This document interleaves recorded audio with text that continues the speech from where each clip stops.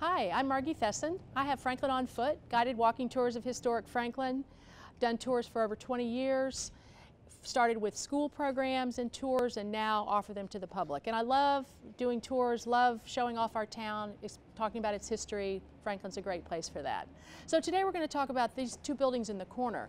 And this one is the old city offices building, and you know what? They were really great that they put it right there on the building, so we'll always know exactly what it was. It was the Victorian era, and the buildings began to develop, as the architecture developed, began to get a lot of decoration on them.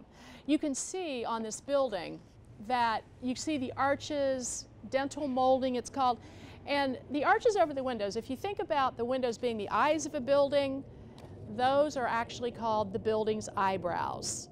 That's an actual term that architects use. And you just see a lot of sort of fancy brickwork. It's really quite lovely. Some people might say it's kind of fussy, but I like it. I think it shows a lot of just interest to the public.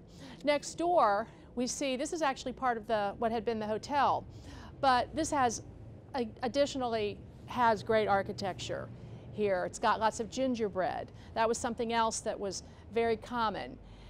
And this is not, it may not be the original gingerbread woodwork, I'm not sure, but we have this in pictures from the 19th century that shows that exact style. Now this building, of course, city offices, that encompasses a lot, the taxes, you know, the mayor, property assessor, all of that, but also the fire station and the police station. So the police station was here on the right, where the lads and lasses for this children's store was, and that was closed in. This side, on the left side, was the fire department.